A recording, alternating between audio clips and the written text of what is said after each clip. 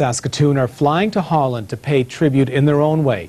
Many of Canada's fallen soldiers are in cemeteries in Holland. The soccer team will make a special trip there. Chris up with that story. That is, leave it, Reese. Percy Hoff is whipping these players into shape. Next week, Team Saskatchewan is heading to the Netherlands for a soccer tournament. But the trip will be about more than just sports. The players will also visit a Dutch war cemetery dedicated to Canadian soldiers. I think it's really nice to see that they've never forgotten, and I think it's important that our young people don't forget either. There are more than 100 soldiers from Saskatchewan buried in the Holland Canadian War Cemetery. Most of them died during the last few months of the war. Remember, These players will place Saskatchewan flags on their graves to recognize the sacrifice the soldiers made.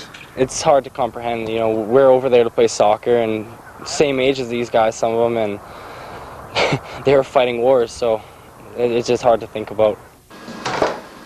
Florence Saxton is glad they're thinking about it. Her brother Ralph was killed in Holland during the Second World War. He was my older brother, so he loved to tease me.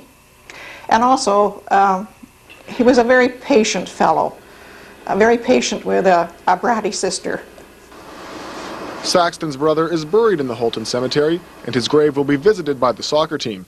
That's something Florence could never afford to do herself. I don't know that I could even express how pleased and grateful I am.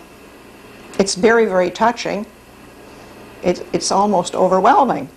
We tend to forget and take things for granted. As life gets easier for us, we sort of take things as they come and maybe don't recognize what people had to go through so that we can have the life that we have now. That's why these players say their next game will have special meaning. It'll be played in a country that owes its freedom to Canadian soldiers. Chris Epp, CBC News, Saskatoon. Well, now to other news, and the teachers